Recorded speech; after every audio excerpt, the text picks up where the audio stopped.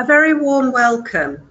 Thank you for joining us this morning to this 1-hour webinar on Part 2, Standards for Student Supervision and Assessment, Role of the Assessors. My name is Sue West and I'm the Senior Nursing Education Advisor leading on the implementation of the new standards, and I will be providing you with an overview of the standards, and I will be joined by Rachel Mawby, our Senior Policy Officer, who has led on the developments of the standards, and she will be exploring the standards for student supervision and assessment, the role of the assessor, where this emphasis will be provided. Also joining us in conversation and responding to your questions are Mary Talent, our Education and Standards Manager, and Catherine Williams, our Education Quality Assurance Manager. We also have Jeanette Hamilton, who is our community support in the room, and Jeanette will be managing our IT. There are a large number of you, over 660 people registered for today's webinar. So as it is a large group, we will have you on mute and ask that you use the chat to type your comments and questions. So please click on the orange button in the top right-hand corner to all. We welcome your participation by way of questions, clarification of your understanding, and any evidence of good practice you wish to share. Jeanette will capture all the comments and questions, and we will be able to use these to inform the supporting information which is now available on our website. We will also continue to add to this information as it becomes developed. As we do have such a large group, and we're really pleased that you're joining us, fielding your questions may well be a challenge. So do bear with us, and if you do not get your question responded to, or we haven't discussed the subject that you want to hear about, then please do send your questions in to us at the email address at the bottom of this slide, which states educationandstandards@nmc-uk.org. And we'll get back to you as soon as we can. We'll also provide you with this email address at the end of the presentation. Also, just to note, we've already had a question in today. We will endeavour to put this presentation available to you on our website after the event. So now on with the presentation. This slide shows a diagram which provides you with an overview of our education standards and the programme that we've been working on over the last 3.5 years. The first line shows the standards that have been completed and published ready for implementation. And these include the standards for education, which I'll go into in a little bit more detail in a moment, the Future Nurse Standards Proficiencies, the Nursing Associate Standard Proficiencies, and the standards for prescribing. On the second line, you've got the Future Midwife Standards and Proficiencies. These are due to go out to publication next week on the 12th, so do watch out for this and join in with that consultation. And the Return to Practice standards, which have already been out for consultation, are just being finalised following this event that took place last year.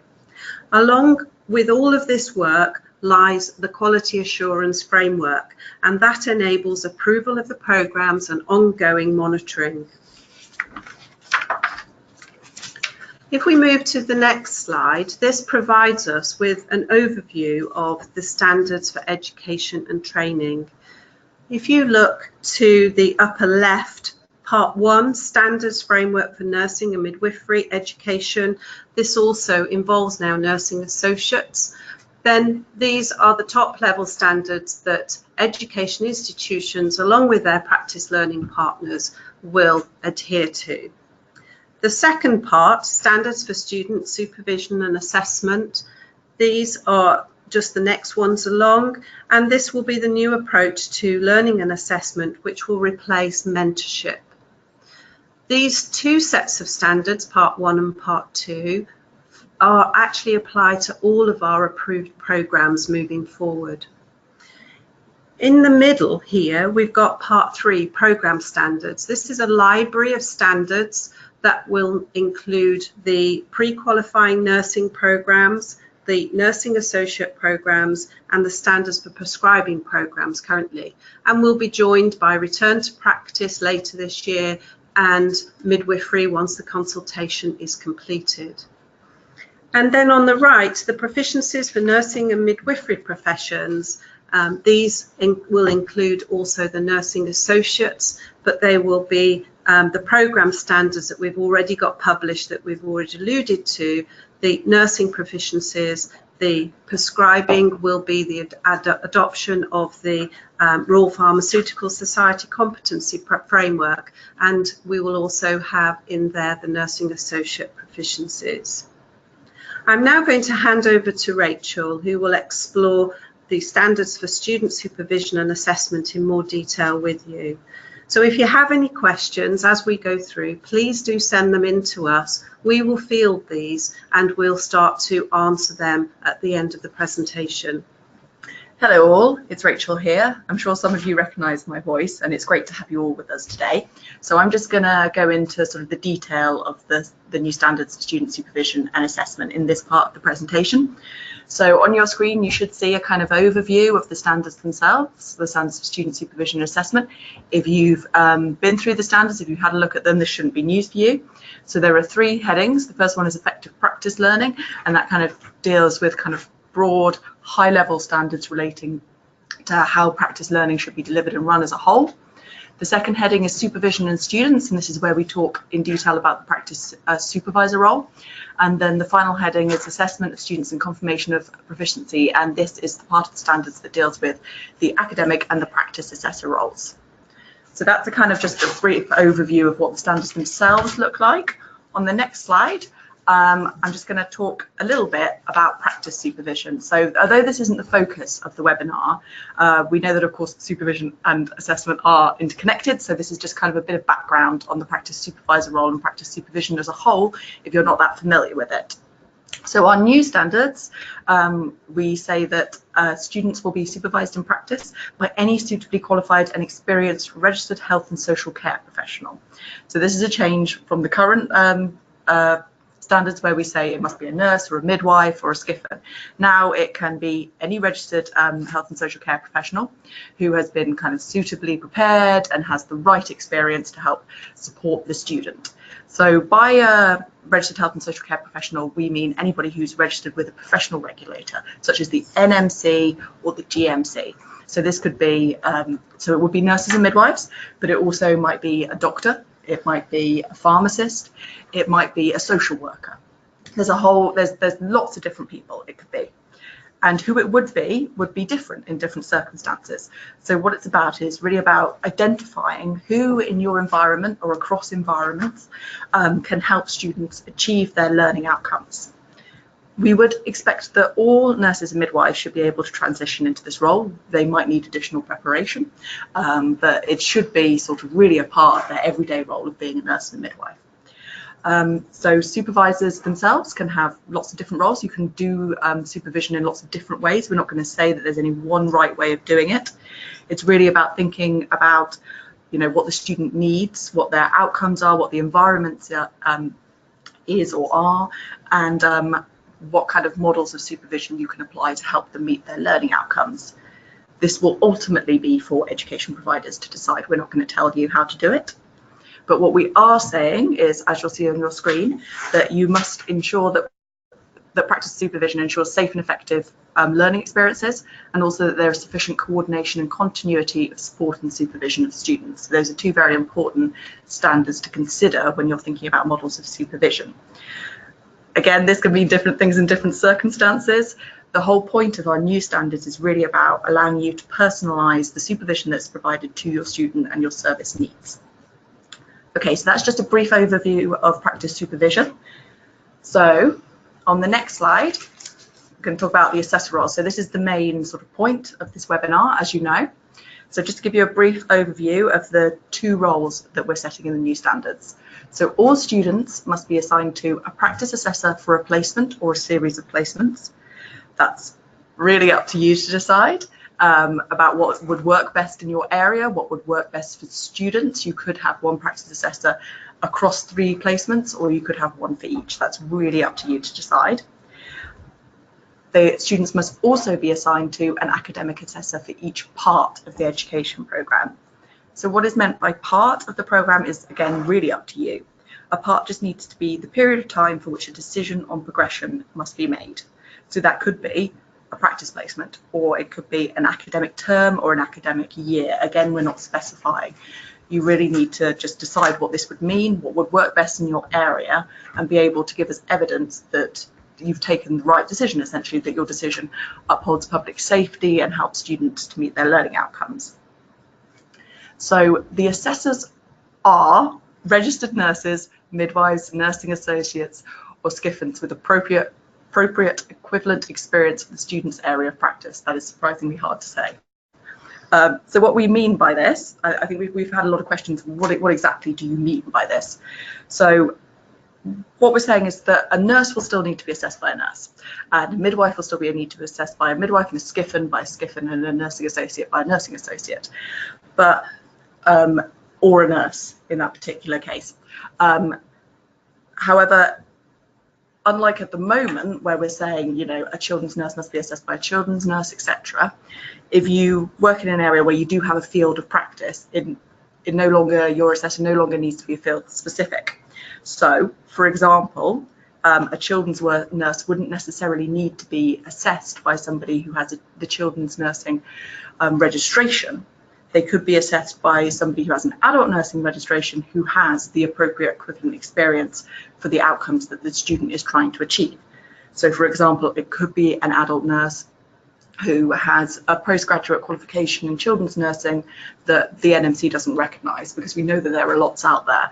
Or it could be an adult nurse who has worked for 20 years in a children's nursing department, so has actually that knowledge and that expertise. They just don't happen to have the qualification registered with the NMC.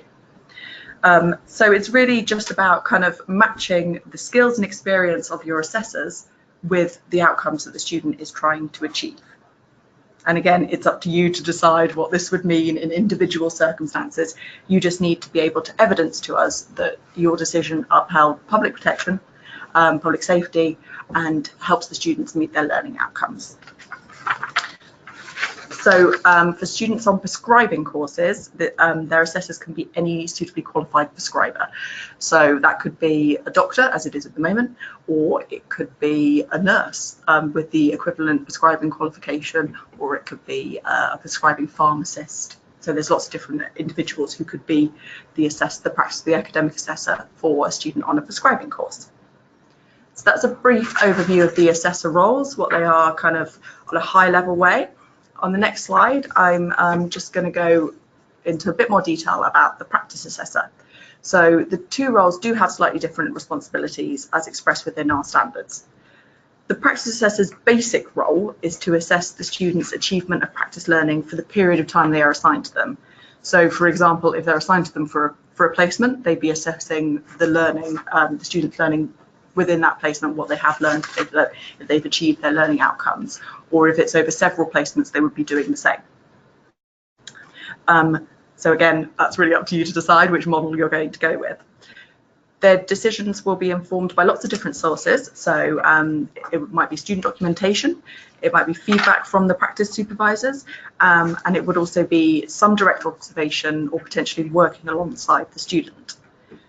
It's very important to note that we don't expect or require the practice assessor to physically be in the practice environment alongside their students. We also don't say how or when the practice assessor should observe students, only that it must form part of their overall evidence base. Again, it's up to you to decide what model you're going to go with, what model works best, and to think about how you can evidence that this is holding public safety. So that's the role that all of the practice assessors will have. That's their basic role.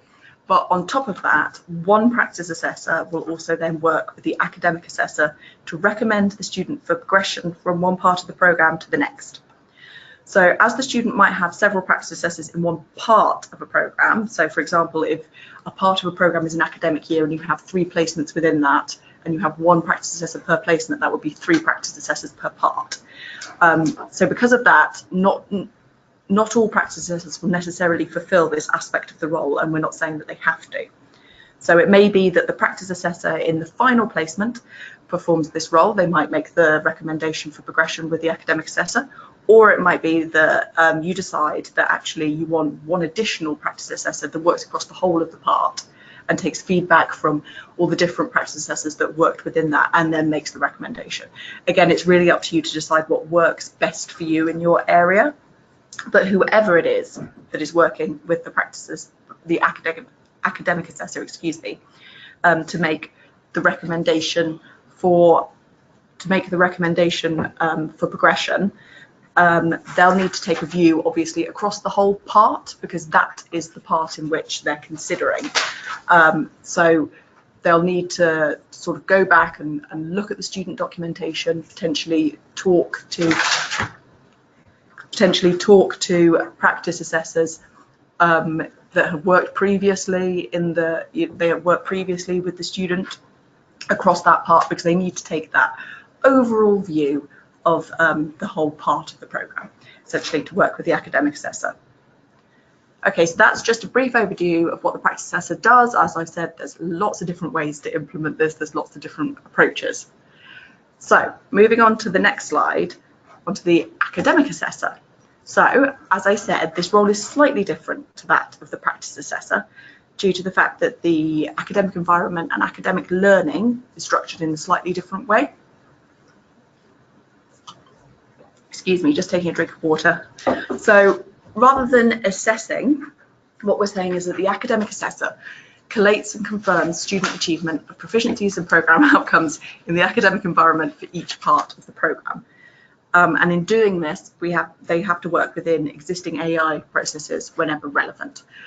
This is because we know that the academic environment already has a lot of these structures in place for collating student achievement, so we don't want to create a new process on top of that, really. There will be these structures that already exist and they can work easily within them. So as they are assigned to a student for a part of the programme, a key part of this role will be to work with the assigned practice assessor to make recommendations for progression for the student from one part to the next. And this also includes at the final part of the programme. So again, it's very important that when doing this work, this aspect of their role, they work within existing AEI processes. So for example, it might mean making a recommendation to an exam board who would then make the final decision. So again, we know that you've got these processes in place. We're not saying just throw all these processes out. We're saying that this role can work within these processes quite happily. So one thing that I think has been raised with us quite a few times, which I think some people might already have asked, that I can address now, is that the academic assessor is not there to oversee the work of the practice assessor. They're not going to be signing off their assessments. They don't have to go into practice with them and almost mediate their assessments. Both the practice and the academic assessor have their own areas of expertise and they bring them to this process. And neither one is there to kind of sign off or oversee the other person's assessment. They work together in partnership. It's about bringing the academic and the practice learning together so that they can work together in partnership. And it may be that you have times in which they disagree. And we would expect education providers to have processes in place to manage this. But we're not going to say exactly how that will be done. So in some cases, you may have more practice assessors in a part than academic assessors, as I mentioned before. For example, if you have a practice assessor for each placement, and there are 3 placements in a part of a programme. So this is why we set the standard that you'll see up on your screen here, around communication and collaboration being scheduled for relevant points in the programme. So this is to make sure that the academic and the practice assessor are talking to each other at the right times for student progression. So, if you do have sort of 3 placements in a part, you need to decide internally really when the practice and the academic assessor are going to need to communicate with each other in order for them to make a proper recommendation for student progression. There's another very important point in this area, which is that we're not specifying that the practice and academic assessors must physically meet with each other. So that's another thing that comes up quite a lot when we say this. People say, oh, but you know, how could I get out to all these areas? How could I travel? I can't have all these meetings. That's too much time. We're not saying that they have to physically meet. We're not specifying how they will make their recommendation or how they work with each other. It's really up to you to think about how you can manage this in your area, what will work best for your area. So that's, again, another brief overview of the academic assessor and the practice assessor and how they'll work together. Again, there are lots of different ways to implement this role. It's really up to you to think about what will work best in your area. So on the next slide, we've got a visual. Okay, so this just gives you something to look at, really, that kind of gives you an idea of how these relationships might work. So as you see down the left-hand side, you've got the standards. As Sue said earlier, standards for student supervision and assessment are part of a suite of standards, and it's important to consider them in context. So there will be standards that relate to supervision and assessment in part one. It's just that they might be very high level standards, just generally about kind of governance. And in part three, which will be the program standards for each program, there might be very specific standards that relate to supervision and assessment that specifically relate to your part of the register. So they do need to be considered in context. On the right hand side, you've just got a little visual that kind of gives you an idea of how the relationship should work.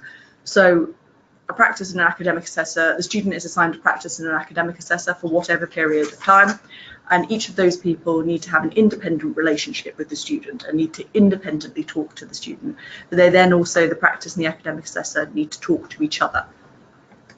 Again, this does not indicate a tripartite sign-off process. We're not saying that they need to meet. It isn't necessarily what you currently do. And there is scope for kind of innovative ways of approaching student assessment in this way. Okay, so I hope that visual helped a little bit. On the next slide, we're going to talk about something that also might help you a little bit. So this is the supporting information. So we know that that's a lot to take in. I'm sure a lot of you are probably still feeling a little confused right now. So what we've done is we've produce some supporting information for these new standards. So a lot of what I've talked about today will be covered in it, and I'm sure actually a lot of the questions that you're asking right now will be covered in this supporting information. It's not a new set of standards for you to follow at all. It's really just kind of examples of things you might want to consider when you're implementing the standards. So for example, you know, what do you need to think about when you're thinking about a model of supervision? What do you need to think about when you're thinking about preparing your assessors? But again, we're really not going to be telling you what to do. It's really about what works best in your area. So it's currently split into 5 sections, as you can see on your screen. So the first one's practice supervision, and that deals with the practice supervisor role, practice supervision more generally. Second one, practice assessment, again deals with the practice assessor role, but also practice assessment more generally. And again, for the academic assessment section, academic assessor, but also academic assessment more widely. So these 3 first sections are currently online. So do please take a look at those. The next 2 sections, learning environments and experience and student empowerment, should be online very soon. I think we have a bit of time, so if we do, I can just briefly get the supporting information up on the screen and just show you what it looks like, really. I'm not going to go into it in any real detail. Let's just see if we can do it. If we can't, then it doesn't matter. It's quite a complicated procedure.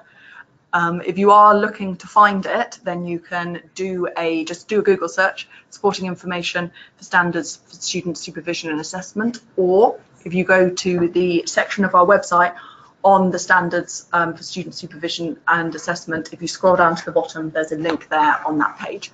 So as you can see on the page now, so this is basically what it looks like. You click on So if you click on practice supervision or introduction, you go through, then you'll see that there are guides within that you can look at. So if we just click on practice supervision quickly, you see there's lots of stuff in here. You know, who can be a practice supervisor? What kind of preparation can they have? What do they do? Again, if you click through, you'll see that we're not actually telling you what they do. We're saying they can do these things. These are different ways of implementing it. Maybe you'd like to think about this, that, and the other. So hopefully that will be a great resource for you. So thank you, Jonette, for getting that up just now. So that's the supporting information. Do please take a look at it, because yes, it might answer some of your questions. We've also had a think about some things that you might want to consider. So this isn't questions that we're asking you right now, so please don't feel like you have to start typing your answers to these questions, because they're not questions. They're just things that, you know, you might want to consider if you're thinking about a new model. So first of all, the need for effective partnerships between AEIs and practice learning partners. So that's really at the heart of everything that we've done. It cuts through all our slides, all our standards. You'll notice in the stems we say AEIs with their practice learning partners. So really what we're saying is that you need to work together. It's not about the academic environment and the practice environment working separately and then joining up. It needs to be designed and to work together. We're also saying around the introduction of the new roles that here are some things you might like to think about. So what supervision and assessment model will work in your practice learning environments? So what model are you going to go with? You know, there's lots of different ways to implement it, as we discussed in our supporting information. What would work best for your area? How can you be innovative? What can you do now that you'd always wanted to do but you couldn't do before? You also might want to think about who your supervisors and assessors will be. Who do you have in your current workforce who could potentially transition to the new roles? But also, as in the case of supervisors, they can be any registered health and social care professional. So is there anyone else in your environment that you'd like to make use of who isn't a nurse or a midwife? And you might also want to think about how they will be prepared for this role, because obviously we're moving away from the current system where we're approving an NMC course that all mentors and sign-off mentors, etc., have to go on, and saying that they must be suitably prepared and setting some high-level standards for that. So there are different ways in which this can be done, and this again opens up the possibility of kind of an innovative approach for you to take. So it's something for you to think about, what kind of preparation you're going to use, what is the relevant and correct preparation for each role. So in terms of the impacts of the new standards on all registrants, so all registrants really need to be aware of the new roles for supervision and assessment, because they are going to be mostly the ones who are fulfilling them. So if you've got people who are currently mentors, what does this mean for them? Are they going to transition into one of the new roles, and how would they do that? Or if you've got people who aren't currently mentors or sign-off mentors because for whatever reason, could they become practice supervisors? You know, is this actually an opportunity to engage your workforce more? I mean, you know, what we are saying is that really anyone could be a supervisor. So there's no reason all nurses and midwives in an environment couldn't be a supervisor. So for individual registrants, so we're going to be setting new standards for proficiency. Obviously, we've got the new nursing standards, and we're going to be having the new midwifery standards soon. So it's about kind of thinking about those are coming, and what does this mean for your scope of practice, you know? And again, obviously, revalidation, this is a reality for all of you. So if you're taking on one of the new roles, if you're having a look at the new standards of proficiency, this should feed into your CPD in terms of revalidation. And there's more information on the proficiencies page under the frequently asked questions as well. So do go there and have a look and see what that means for you with regards to working within your scope and your revalidation plans. Okay, great. Okay, so that is a whirlwind tour. I hope that's helped. I know we've got a lot of questions come through, so we've got about half an hour, so I think we'll try and answer as many as we can. Have you got any sort of like I've got big questions? Big ones. Okay, so these are for Sue. Okay. And the first one is, As the NMC, do you not think that all AEIs should be following the same processes rather than creating our own? This is really, like we've both been saying, this is entirely up to you whether or not you work with other AEIs, but each AEI, you have to remember, is a business in its own right, and they have their processes that they work towards, so you do need to think about what it is you want to do. However, when we're thinking of consistency, there's been an awful lot of work been going on in the background over the last 12 months for developing consistency within the practice assessment documents. And so within Scotland, and we've probably got colleagues online from Scotland, you're working towards a one document for Scotland. Northern Ireland are working for one document for Northern Ireland, and likewise in Wales, the All Wales group that have been working together for many years and have had an assessment document like that for some time, are also working at developing that for themselves. Across England, there's been a widespread movement of utilising the practice assessment document that was developed for Pan London, and although there are some regional differences to that, that's what people are working towards. So there is an opportunity here for the standards to enable consistency. And in each of those 4 countries, England, Northern Ireland, Wales and Scotland, there are implementation or oversight boards that are working with the key players in the universities and within practice, and they are looking at, again, different ways in which consistent activity can occur. So it is for each individual AEI to work towards their own curriculum that gives opportunity for innovation, but the other aspect of this means that there will also be consistency as people work together. Okay, the other one is, when do we need to be ready for this new model?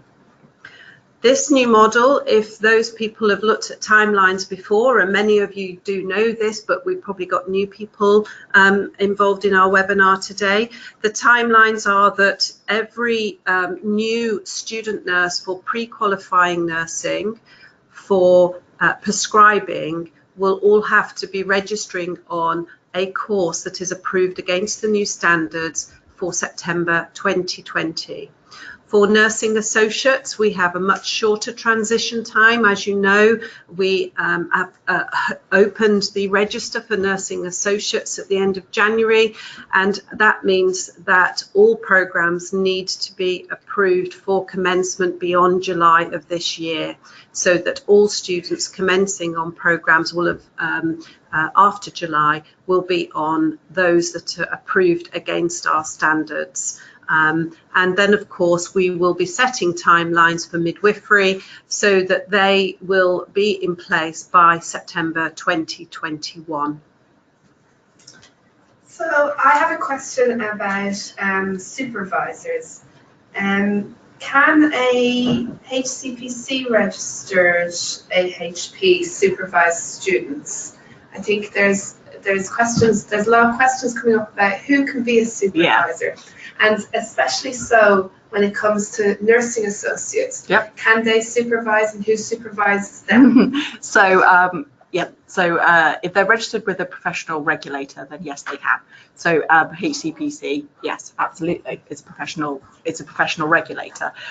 So you can find kind of lists of healthcare professional regulators online that should be able to tell you, and then you can find who exists within those and who those organisations regulate. So that should give you an idea of who it can be in a kind of technical sense.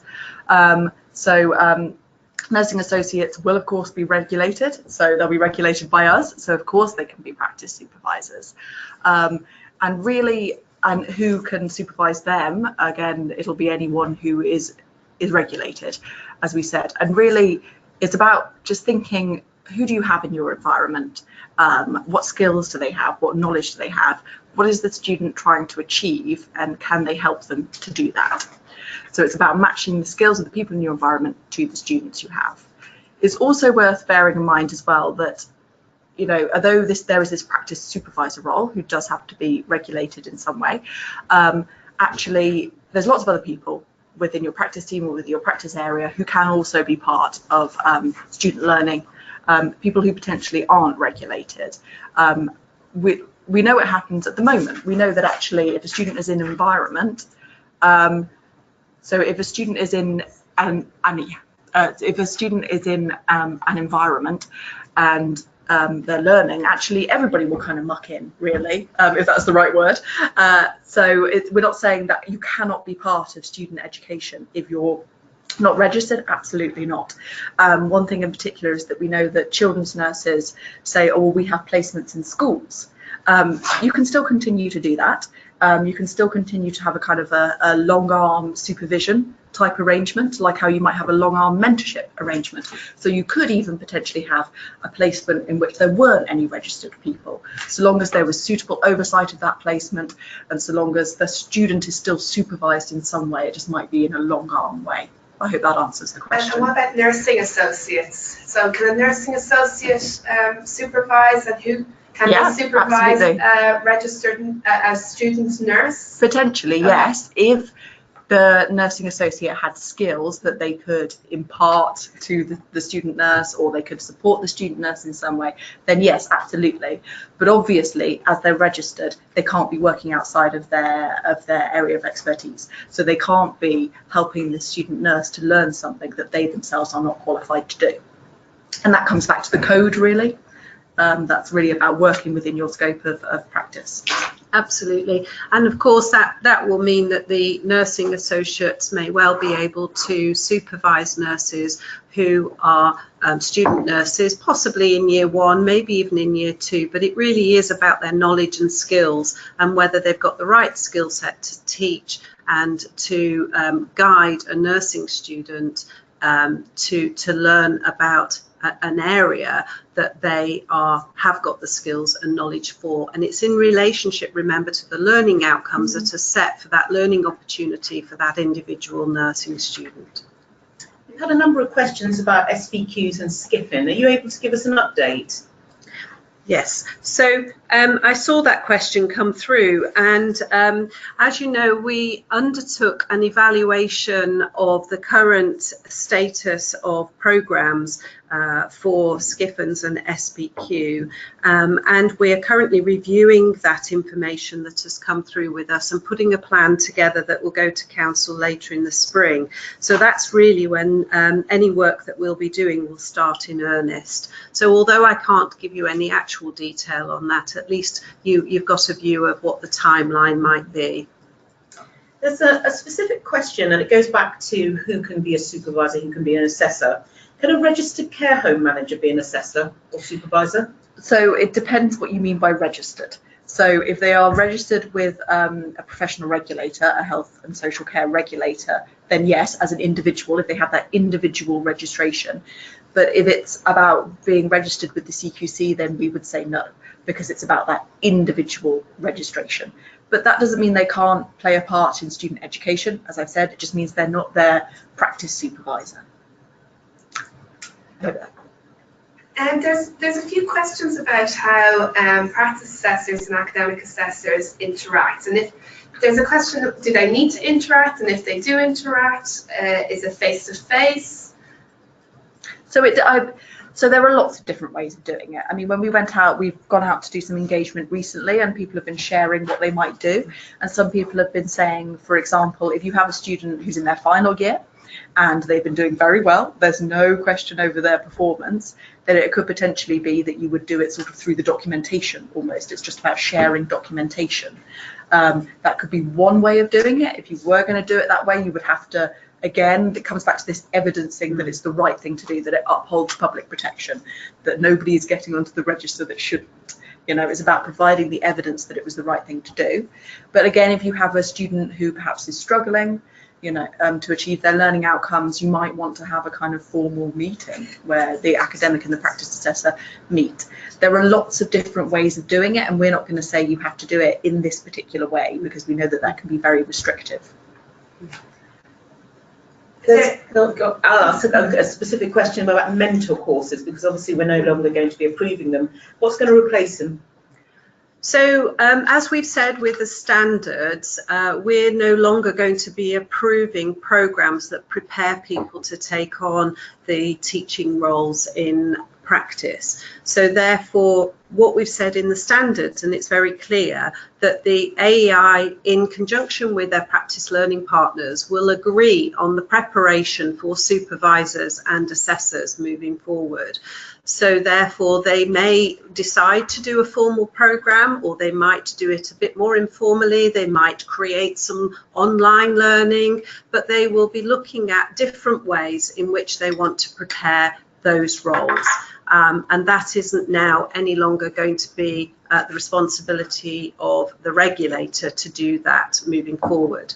One of the key areas that is coming out here, though, is the fact that the teacher role is in fact an annotation. Once you've completed a PG cert, it's an annotation on the register. Now that will, once that particular role has gone and we are no longer approving any programs, then that annotation will no longer exist for people who are undertaking any preparations for those particular roles. However, those that have already got that teacher role annotated on their register, that will remain. And likewise, for those that are still undertaking those teacher programs that are current, once completed, that will still get annotated on the register. And we will be working with our registrations team so that they're very clear on when that process will stop. And obviously there's a transition period, given the fact that there will, we don't know yet how and when institutions will be transitioning onto that wholly, onto the new student supervision and assessment. So there's a couple of questions about in the old standards, or the pre-2018 standards, we prescribed an amount of time to be spent with students, and we also set a limit to the amount of students that the mentors can have. How are we going forward with this? Okay, so generally we're moving away from kind of targets and ratios, because it's not what we call in regulation right to touch. It's a nice little regulatory term there, because actually it doesn't really relate to quality. It's quite arbitrary. I mean, why 40% of the time? Why X many students?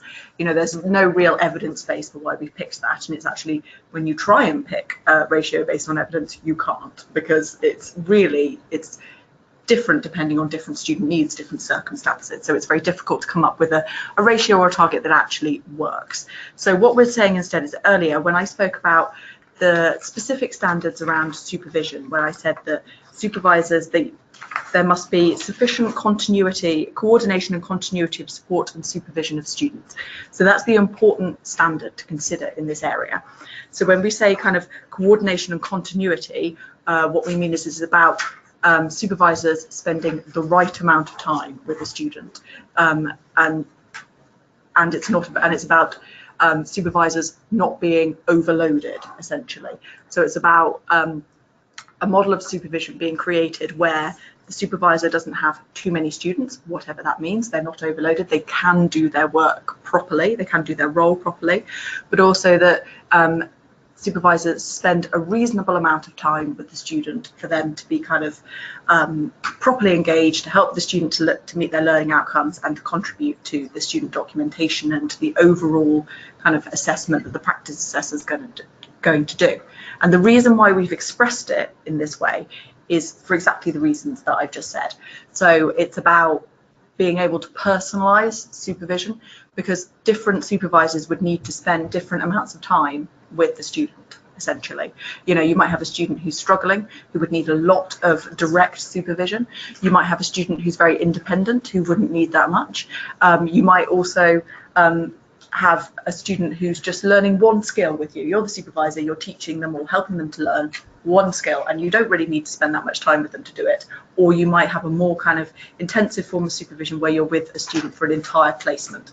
So it's about allowing for that flexibility so that you can tailor your model of supervision to students, whilst at the same time ensuring that actually it is reasonable to enable the student to meet their learning outcomes and for the student to be supported. It also goes back to the supernumerary status of students and what they're trying to learn, so that in what we've said there is that as far as supernumerary is concerned, is that the student is not in the numbers that make up the safety of the team, but they are part of the team. And by doing that, supervisors will work with the students, understand their competency, and as a student progresses and becomes more and more competent, then that supervision can become more and more indirect. So the student then has more freedom to become confident in their work, to do and practice and care for their patients. This question is returning to Rachel about who can supervise. And bearing in mind the differences in the 4 countries, we have a question from somebody in Scotland saying that many of our care home staff in Scotland are regulated by the SSSC. I'm assuming that they would be able to be potential practice supervisors and assessors. If it is a healthcare regulator, then yes. If they have individual, the point is it's about individual regulation with a statutory healthcare regulator. So the CQC doesn't count, because the CQC regulates environments, they don't regulate individuals. It's about having that individual regulation on a statutory register. We've had a supplementary question because we've got nursery workers who might be registered with the General Teaching Council. So just to be clear, that wouldn't qualify. No, that wouldn't qualify, but they can still play a part in student education. Absolutely, you still might be able to have a placement in there. It could be a short placement, long arm supervision, as you would currently do, because of course currently we say that you have to have a mentor and they have to be a nurse or a midwife. But people still have placements in these areas where there aren't any nurses and midwives, so you can still continue doing what you're doing. So we've got a couple of questions around collaboration. Can we emphasise the collaborative approach that we would expect between practice learning partners and AEIs, as opposed to the AEIs setting the parameters? I think when we look at the element of regulation, the relationship that we have as a regulator is that we approve educational institutions to deliver programs. So we place the responsibility with them, but the emphasis for us is that they have to work in partnership. Bear in mind that for nursing there is 50% of the program is in practice. So that's where the partnership and the collaborative working come together. So there is an expectation that the responsibility ultimately lies with the education institution. So they will be coordinating and developing the curriculum, but also the practice learning partners will have a lot to contribute to that curriculum and also to the practice learning that the students will be experiencing whilst out in the placement environments, no matter where that placement environment might be. So it has to be collaborative between those two in partnership. And likewise, it might well be that there is a practice environment that works with more than one educational institution. And when that's the case, then there may well be a lot more of a collaborative approach between universities too. So we're not dictating how that might work. It is entirely the responsibility of the AEI or the education institution with their practice learning partners to determine what that partnership might look like. Thank you. There's a few questions on the actual role of a supervisor in assessing. So are they assessing, are they gathering evidence? And then following on from that, which I can come back to, is that the practice assessor, what's their role? Will they be speaking to the supervisors directly? Will they be just looking at evidence? So coming first to the practice supervisor, so we would expect the practice supervisor to contribute their opinion essentially to the student documentation on what they have observed the student doing or what they have taught the student to do or what the student has learned whilst they are assigned to them. So for example, if you are helping a student to to achieve a certain skill as a practice supervisor and you've observed them do it, we would expect you to write in their pad, you know, or their student documentation, sorry, you know, I saw them do it and I saw them do it adequately, you know, that kind of thing. So they're contributing to the evidence and they're helping the student achieve their learning outcomes. In terms of the practice assessor, yes, we would expect the practice assessor to talk to the supervisors. They form a very, very important part of their overall evidence base, absolutely. There's been a lot of discussion about transition and transitioning over to the standards for student supervision and assessment. Do we have to do it all in one go? Do we do it in sections? This is an interesting one, and one that we've had at many of our engagement events. So it is, again, this is the responsibility of the education institution working with their practice partners to determine what it is they want to do to move on to the Part 2 standards for student supervision and assessment. And as you know, we've got standards for learning and assessing in practice currently, which talks a lot about the mentorship, sign-off mentorship.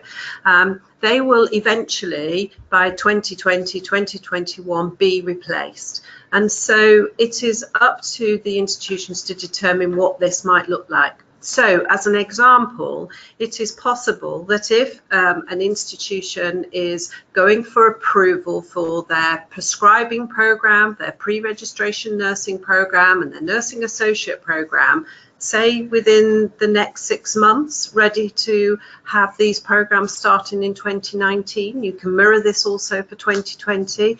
It is possible for that institution to say, well, we would also like to transition all of our midwifery programs and our SCIFM programs onto the new student supervision and assessment format, and therefore the expectation would be that the education institution will make that make us aware through their application to Mott MacDonald for approval, and they would make it very clear what their transition plans are, and they will be scrutinised as part of the approval process at Gateway 2 in the QA process, which looks at the standards for student supervision and assessment.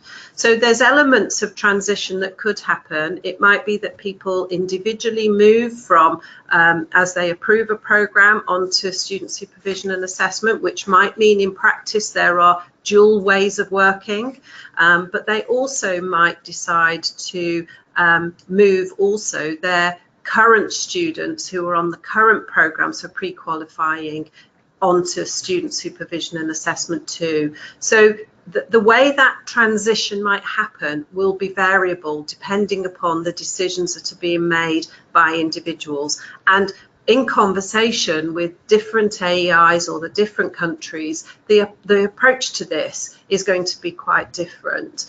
It's not going to be all the same. So it's possible that we could have some people still undertaking mentorship programs and teacher programs for a number of years yet, while they are still running out some of the old programs. But it's entirely up to the education institutions to make that decision.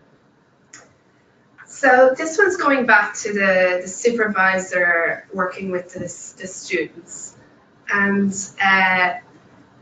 it was discussed that the supervisor would observe skill and document the evidence of the student being proficient. But I think we need to look at the knowledge behind the skill and whether the supervisor needs to explain the knowledge and have the knowledge as well. Yeah, so when we say sort of that they must be suitably qualified and experienced, that's what we mean. So it's not just about saying you're a nurse, you can help this nurse learn this skill. Actually, because different nurses have different scopes of practice, you know, they have different strengths.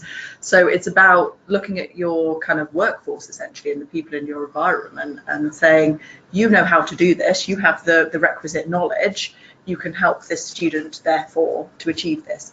And it may be that actually you need to upskill your workforce. That's something to consider.